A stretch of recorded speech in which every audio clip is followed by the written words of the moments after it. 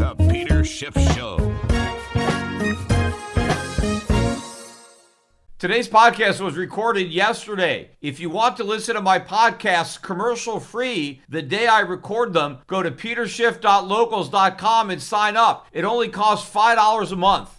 Today's podcast is sponsored by Shopify. Shopify is a platform designed for anyone to sell anywhere, giving entrepreneurs like myself the resources once reserved for just big businesses. And right now, you can get a free 14-day trial and get full access to Shopify's entire suite of features by going to shopify.com/gold. On Thursday of this week, June 30th, it was the final day for the second quarter. But before I kind of wrap up what happened during the markets in the second quarter, I want to talk about really the most significant item that I believe came out on that day. And that was the Atlanta Fed's revision of its estimate for Q2 GDP. Now, I have been forecasting pretty much all quarter that the Atlanta Fed would eventually forecast a negative print for the second quarter GDP. Also earlier in this week, we got the final revision for the first quarter GDP. Initially, it was reported as minus 1.4, and that shocked everybody. They then revised it to minus 1.5, and the third time wasn't the charm because they now revised it to down 1.6, and that is the final number. So that is a pretty big drop in GDP for the first quarter. But the Atlanta Fed has been projecting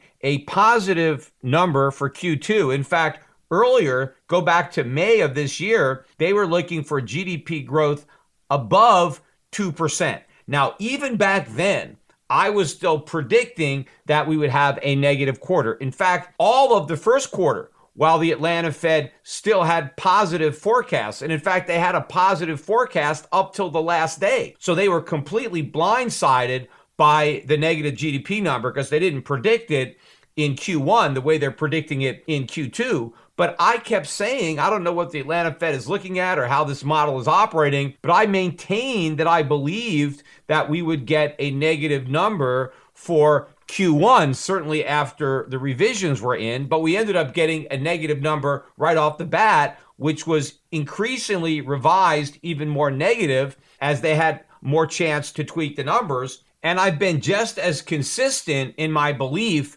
that we would ultimately have a negative quarter in the second quarter. That's why I was so confident that the U.S. economy was already in a recession. Because if it turns out that we have a negative GDP number for the second quarter, well, we've already got a negative GDP number for the first quarter. That means we would have been in a recession since the beginning of the year, because the recession is the entire period. It doesn't start when you get confirmation. You simply confirmed that the recession started at the beginning of the year. So I've been waiting for the Atlanta Fed to revise this number negative. And in fact, a couple of weeks ago, they had reduced their estimate down to 0. And I had expected at that point that they would reduce it to a negative number. And instead, the next revision was to up 0.3. But then the revision on Thursday was from up 0.3 to down 1% even. Not a fraction of a percent, a full percent decline in Q2. So that means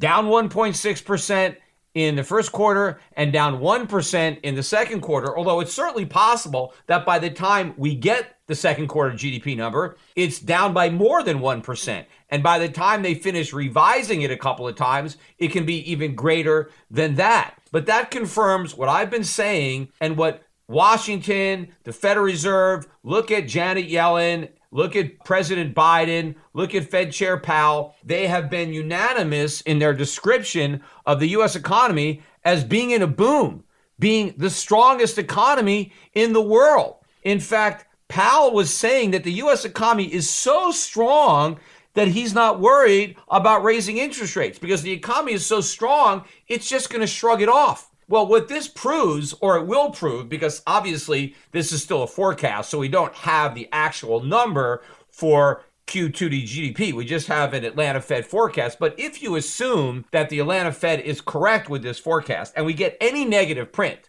doesn't even have to be negative 1%. It could be negative 0.1%. Any number that doesn't have a positive sign, or I guess isn't zero, right, a negative number, will confirm that we've been in a recession. But that means that the entire time, the chairman of the Federal Reserve, the secretary of the Treasury, President of the United States, the whole time they've been talking about this booming economy, it was in fact in a recession the entire time. And again, this is very reminiscent of what was going on in 2008 when we were already in the Great Recession, yet everybody at the Fed, everybody in Washington, all the government economists, in fact, all the private economists were unanimous in that the economy was strong and that no recession was even in sight, even though they were in the worst recession since the Great Depression when they claimed there was no recession in sight. So they've been making the same mistake this time, only I believe the recession that just got started is going to end up being much worse than what we call the Great Recession. So this is going to be a greater recession than that. And I think that this recession is still going to be here, right? It's not going to be over after 2 quarters. It's just starting. It's going to be here for the midterm elections in November. And I think it's going to be here for the general elections in 2024. And by the way, Biden's approval rating, I think, came out yesterday. It's a new low for his presidency. He's down at 39, and he is more unpopular than Donald Trump was at this stage. And we've got a lot more for that to sink because the economy is going to get a lot worse. Because think about this. One of the reasons that everybody has been so convinced that the economy is not in recession is because they look at the unemployment numbers. Oh, there's so little unemployment. How can we possibly be in a recession with 3.4% unemployment or whatever it is, 3.6? Well, one reason is the unemployment rate doesn't really measure the degree to which people aren't working. Because the way it's been rigged now, you actually have to be actively looking for work like the month before to be included. And once you've even been looking for more than a year, well, they don't even count you. So there's so many people that are long-term unemployed that aren't in that number, or who've just thrown in the towel. They don't even consider working, but they don't have jobs. So they're not contributing to the economy. So I think you can't really rely on that unemployment number so much, that official number, because it's really meaningless. It doesn't really show you what's going on. The labor force participation rate is probably a better indication, and that is still near the lowest levels it's been. So we don't have a lot of people employed. But I pointed this out in a prior podcast. One of the reasons that unemployment is something that kind of goes hand in hand with recession, and again, it doesn't necessarily predict a recession, because normally recessions start when unemployment is low, right? It's kind of like they bottom out when unemployment is really high, right? So you start out with low unemployment and you get into recession, because again, businesses, employers don't predict a recession in advance and lay people off. They react to the recession once it's there, and then they lay people off. But if you look at what's going on now, I think a lot of businesses, again, were reluctant to lay people off. They brought a lot of workers back after COVID. They assumed that they were going to need these workers, and maybe initially they did because everybody had a lot of stimulus checks to buy stuff and prices hadn't really gone up that much, and people still had whatever inventory they might have had at the time. And so I think people were anticipating this big recovery. Everybody was talking about how strong the consumer was, how strong the economy was. So we have relatively low unemployment, but that's changing. In fact, we got the numbers for unemployment that come out every week, the weekly job claims. And this week, they again revised up the prior week from 229 to 233,000. And the consensus for this week was 226,000. We got 231,000. So it's a little bit below the upward revised prior week, but it's higher than what the prior week was originally reported at and above the estimate. And the continuing claim, the 4-week moving average, is now back up to 231,000.75. It's trending higher. We were below 200,000 claims at the low. I pointed out that we've already seen the low in unemployment claims, and these unemployment claims are really about to pick up, as is the unemployment rate. Oh, and by the way, I think the non-farm payroll numbers, how many jobs we've been creating, my guesstimate is that those numbers have been overstated dramatically based on the birth-death model. Because under the birth-death model, you have governments just assume that a certain number of jobs were created based on new businesses that they assume came into existence. Well, when you think the economy is booming and very strong, you're likely to err on a higher guess. These government statisticians who, again, are operating under the same playbook of this strong economy, well, clearly the strong economy must have created a lot of small businesses and they must have hired a lot of people. Well, I think what we're going to find out is that since this strong economy was actually in recession, that not only did new businesses not start up, but existing businesses might have shut down, and we may end up getting a lot of downward revisions to those job creation numbers and find out that not nearly as many jobs were created as we thought. And of course, that will be consistent with the idea that the economy has in fact been in recession the entire time. But when it comes to the unemployment rate being low, the reason that recessions generally happen during periods of time where there's a lot of unemployed people is because the GDP is 70% consumer spending. And clearly, consumers spend less money when they're unemployed than when they are employed. Now, there's one exception, the COVID recession, because the unemployed actually had more money than they had when they were working because of the asinine policy of paying people more unemployment benefits than they earned in salary, because you created an incentive for people not to want to work, to collect more money by being on vacation. And so they were spending less time working, which gave them more time to go shopping. So spending really went up during that COVID recession, which was problematic. But typically in a recession, when people are unemployed, they watch their money, they cut back, because their unemployment benefits are less than their paycheck, and so they have to make do with less. And since not a lot of Americans have a lot of savings for, a rainy day, they have to cut back. And when you look at a low unemployment rate, people assumed, well, no one's going to cut back on spending when jobs are so plentiful, right? So why would it be in a recession? What people were overlooking, and I pointed this out in a prior podcast, was the big increase in the cost of living that resulted from inflation was effectively giving everybody a pay cut. So even though they weren't getting a pink slip, they weren't getting a complete elimination of their paycheck, the real buying power of their paycheck was being diminished.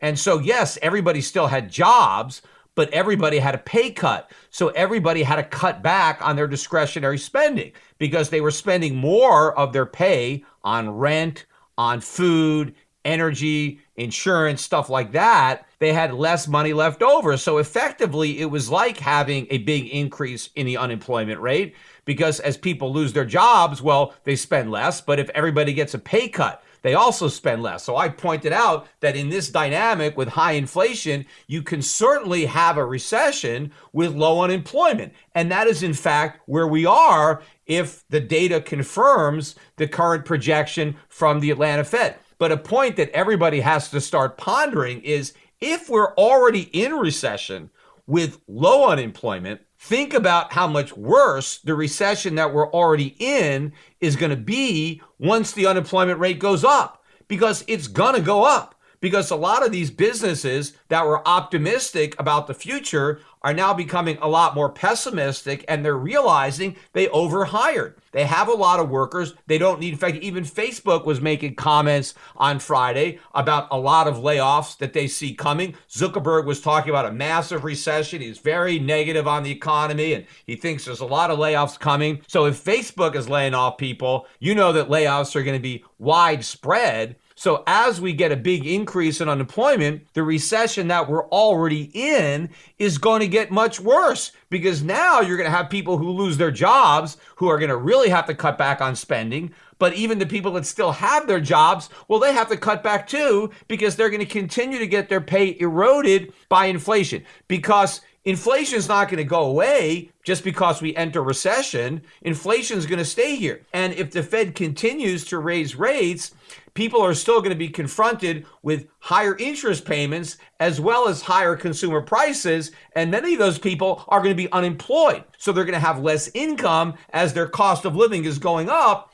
and the unemployment benefits are going to be inadequate. So this is going to be a massive recession, and we haven't even seen the bankruptcies, the foreclosures that are going to result in a recession where revenues are less than expected, but with higher interest rates, your costs of servicing your debt is higher than expected. And this is for everybody, private sector, government sector, everybody is going to be confronted. The US government in a recession, they're going to see their tax revenues go down. At the same time, their interest expense is going up on paying the interest payments on the national debt. And also they now have a larger deficit to finance, not only again because their tax revenues are depleting, but they're spending more money on the automatic stabilizers that kick in a recession, more food stamps, more unemployment. So the deficit is going to explode. And this is not just a garden variety recession. I mean, even the people who are acknowledging that we might be in a recession, they say, well, it's going to be a mild recession. Mild? Where would you get any indication that the recession that we're in is mild? Recessions are typically proportionate to the booms that precede them, right? You get a bust that is proportionate to the boom. Well, we've had the biggest boom ever in terms of artificially low interest rates causing all sorts of malinvestments and misallocations and mistakes being made. Remember, the 2008 financial crisis resulted from the Fed moving interest rates down to 1%. They were there for, 1.5, 2 years. And then it took another 1.5 years or so to get back up to 5%. And during that time, that 3 or 4 years where interest rates were artificially low, we inflated this massive housing bubble that popped and gave us the financial crisis. Well, we have now had interest rates at virtually zero for the last 12 years. I mean, we've had a few years where they were above zero, but barely. And in fact, even the years we were above zero, we were still below the 1%, which was the lowest we got after the dot-com bubble popped, and that inflated the housing bubble. So if the mistakes that were made with 1% interest rates for a couple of years caused the worst recession since the Great Depression, imagine the mistakes that have been made during this 12 years of zero.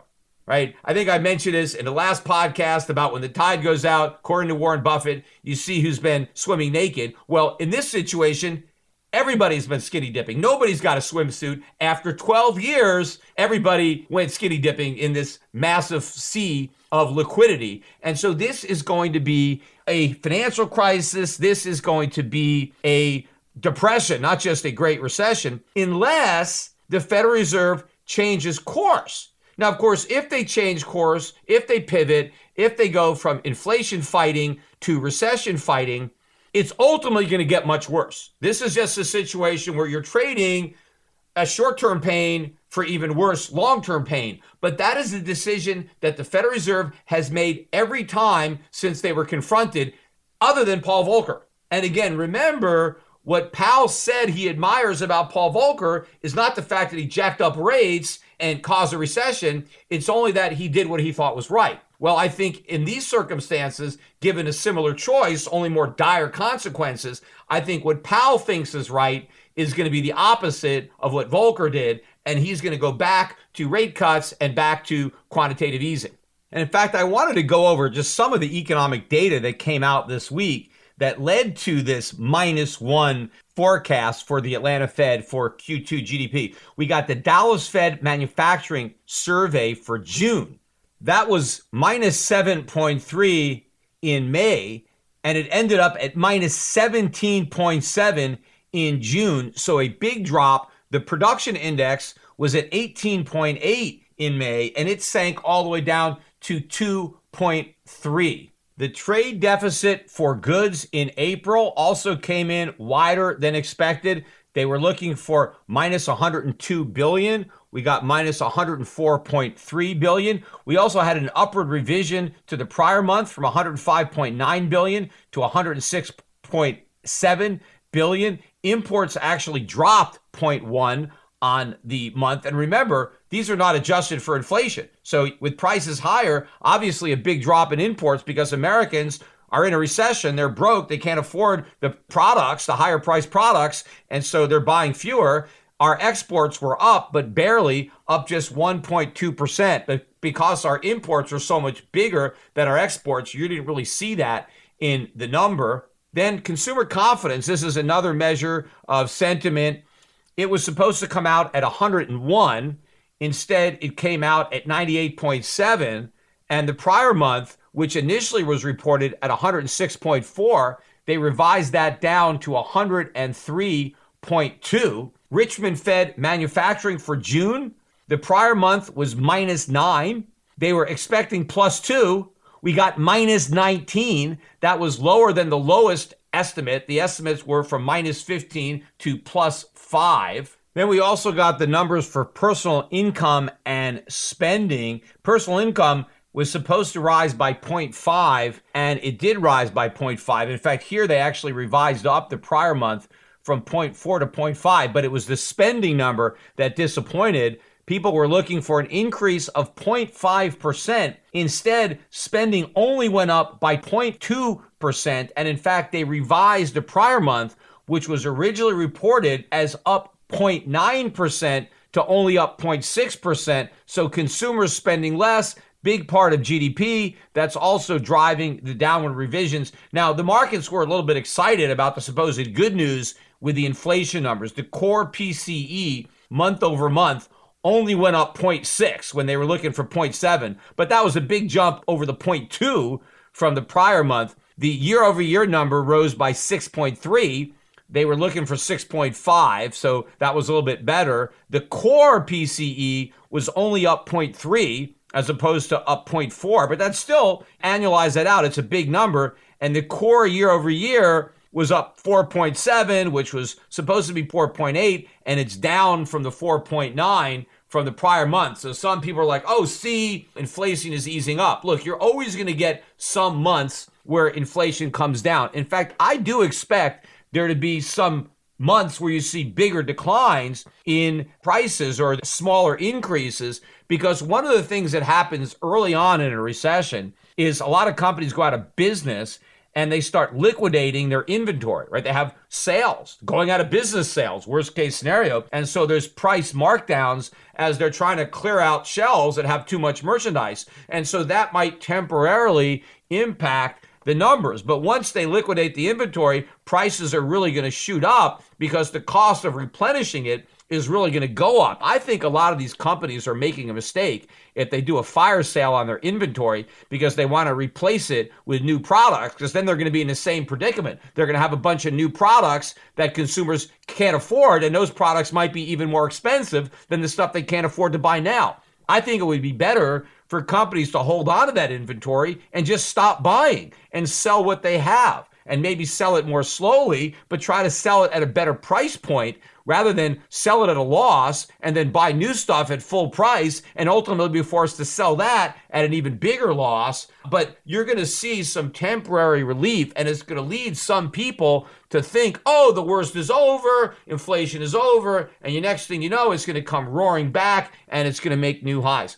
But finally, we also got the Chicago PMI number for June. That was supposed to be 58.4, which would have been a decline from 60.3 in the prior month, and instead we declined all the way down to 56.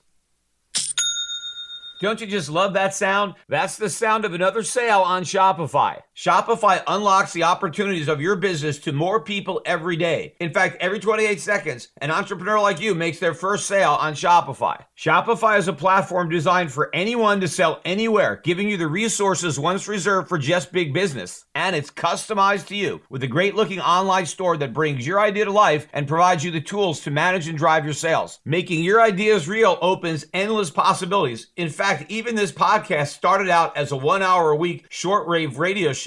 It was really a hobby, and now I've grown it into a successful business. In fact, I love how Shopify makes it so easy for just about anyone to successfully run their own business. Shopify powers millions of entrepreneurs from their first sale to full scale. Every 28 seconds, a small business owner makes their first sale on Shopify. So get started by building and customizing your online store with no coding or design experience required. Access powerful tools to help you find customers, drive sales, and manage your day-to-day. Gain the knowledge and experience with the resources that you need to succeed. Plus, with 24/7 support, you're never alone. It's more than just a store. Shopify grows with you. These are the possibilities, and they're powered by Shopify. So go to shopify.com/gold, all lowercase, for a free 14-day trial and get full access to Shopify's entire suite of features. Start selling on Shopify today. Go to shopify.com/gold right now.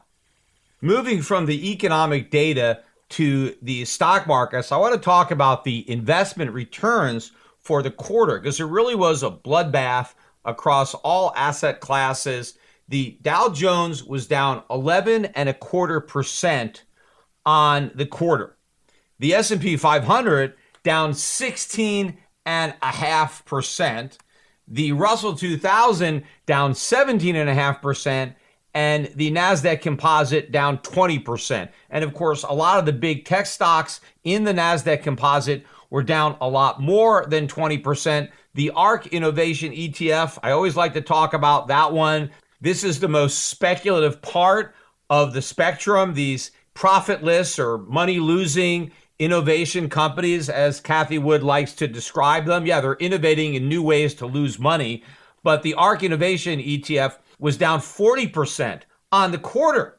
Now, it was outdone by the Grayscale Bitcoin Trust. I always like to talk about these two together. That was down 60% on the quarter, which slightly outdid the losses in Bitcoin. Just kind of looking at the chart and guesstimating, I think Bitcoin was down about 58% on the quarter. Now, to compare fool's gold to actual gold, gold was down on the quarter, but not nearly as much as Bitcoin. Gold was down 6.7%.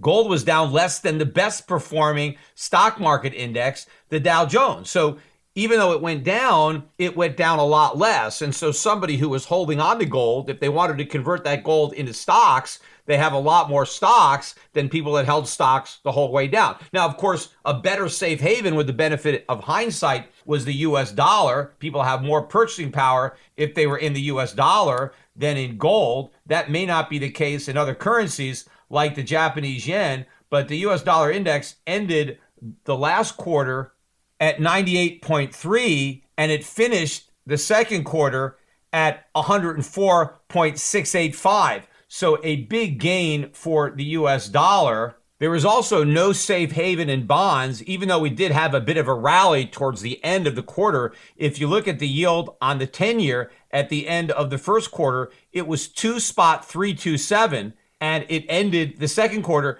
at 2.972. So whether you were in stocks or bonds, you still lost a lot of money on the quarter. But some of the biggest losses on the quarter, other than in cryptocurrencies, were racked up in the gold stocks. The GDX index of senior gold stocks lost 28% on the quarter. And the GDXJ, the junior gold stocks, they lost 32% on the quarter. So those stock indexes were down more than the NASDAQ. Now, that's certainly very disappointing to a lot of people who have been following my advice or clients of ours, because while I was right to tell people to get out of the NASDAQ, because I thought rising interest rates and recession were going to be bad for the NASDAQ, I thought they would be good for gold stocks. And I was completely wrong.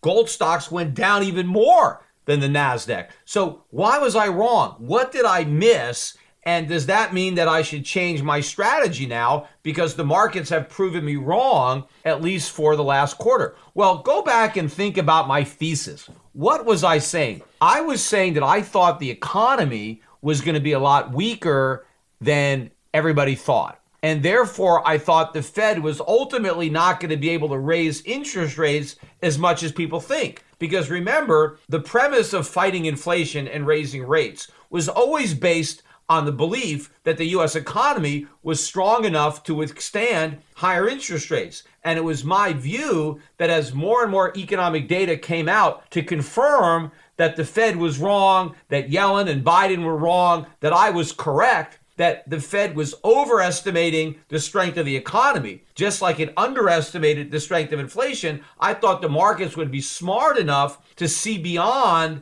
the rate hikes to the rate cuts. And in fact, the markets have already started to price out some of the rate hikes they priced in, and the markets are now anticipating that the rate cuts are going to start in early 2023. So everything that I thought was going to happen with respect to the economic data and the market's opinion on rates, all that has come true. And in fact, that's the second prediction I got right, because not only did I say that the economy was weaker than the Fed was claiming, I said that inflation was stronger. When the Fed was still on the transitory bandwagon, I said inflation is not transitory, it's permanent. It's not going to go back down. It's going to get worse. And I was right on that forecast. And that forecast also led me to recommend gold stocks because I thought gold stocks didn't accurately reflect how much inflation we were actually going to have because the markets expected transitory inflation and I knew it was permanent. So I thought the gold stocks would go up once investors found out that they had underestimated inflation.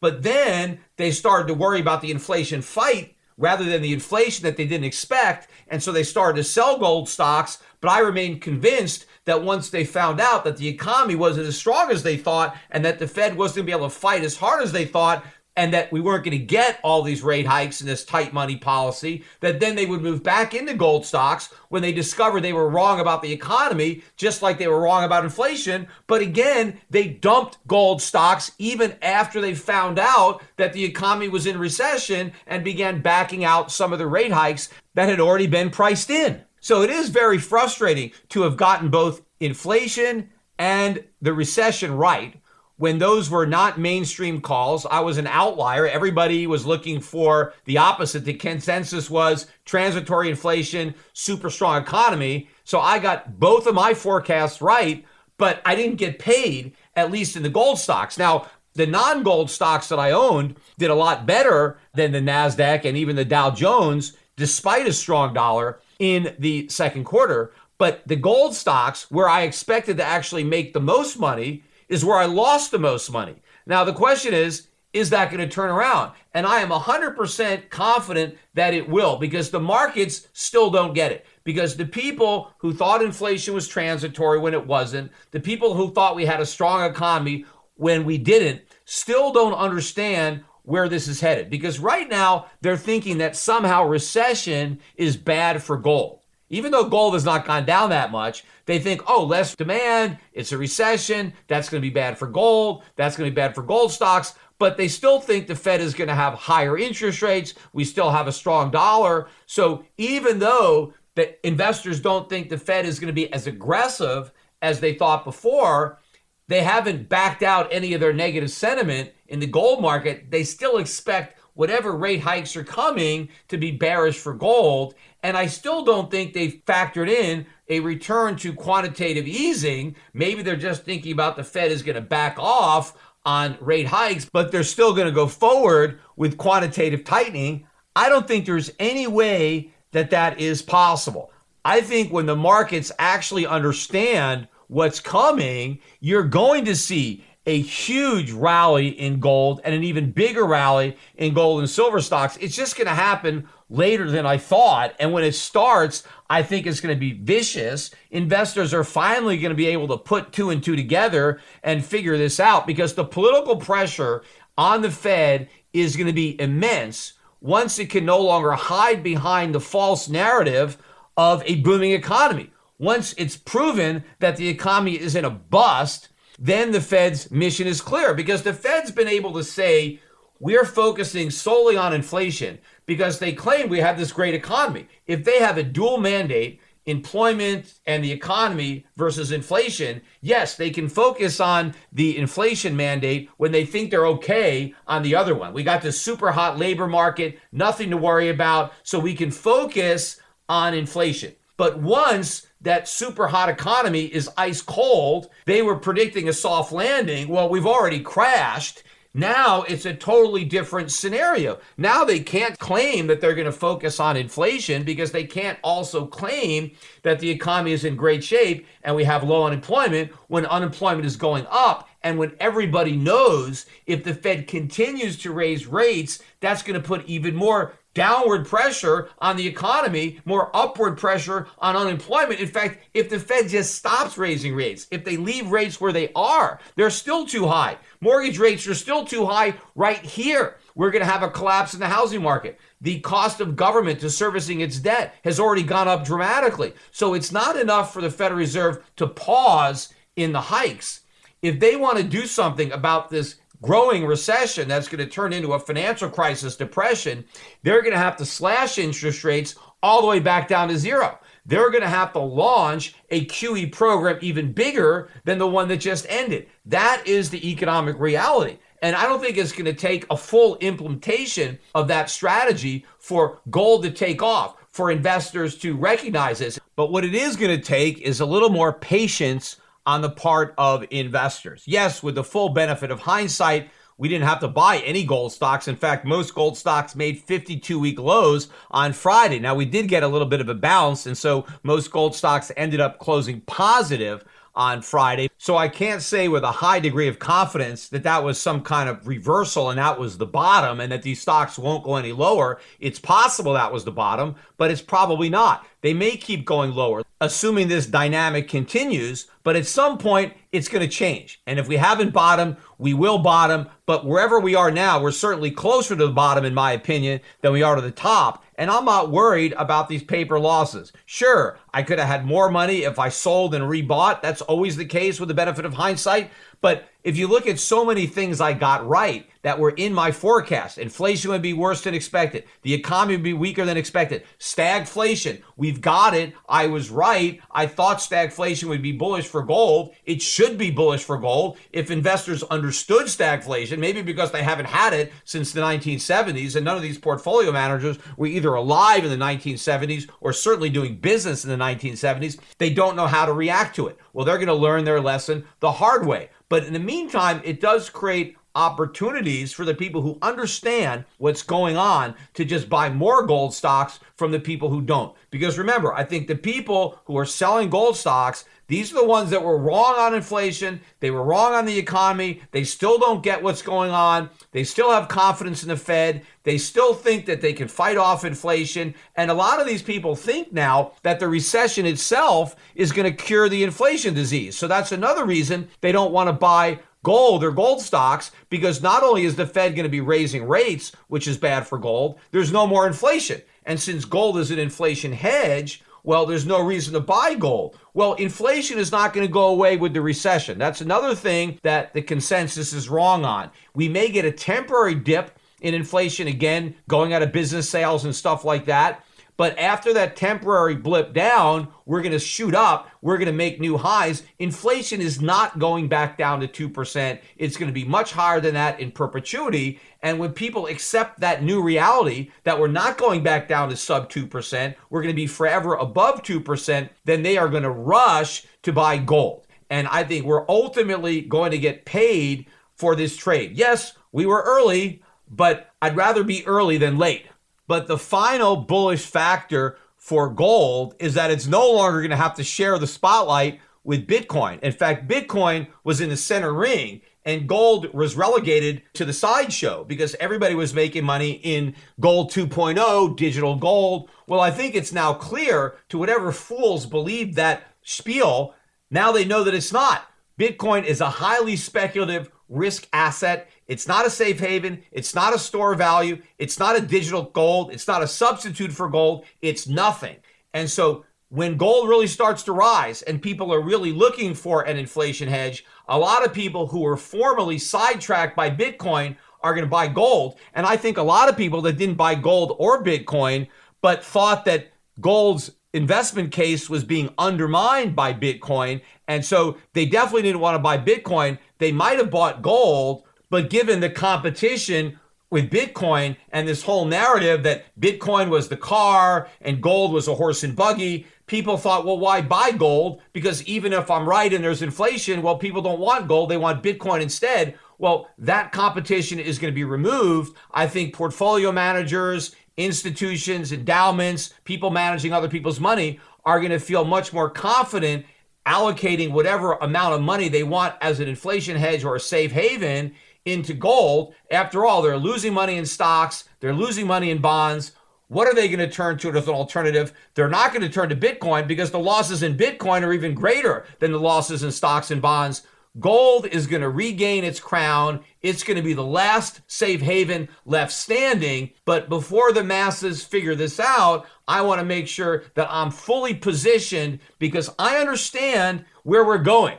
I didn't know exactly how we're going to get there, so you cannot plan for that because nobody knows all the various turns that you're going to take along the way. But if you can figure out where you're going to be, if you get there first, you'll win.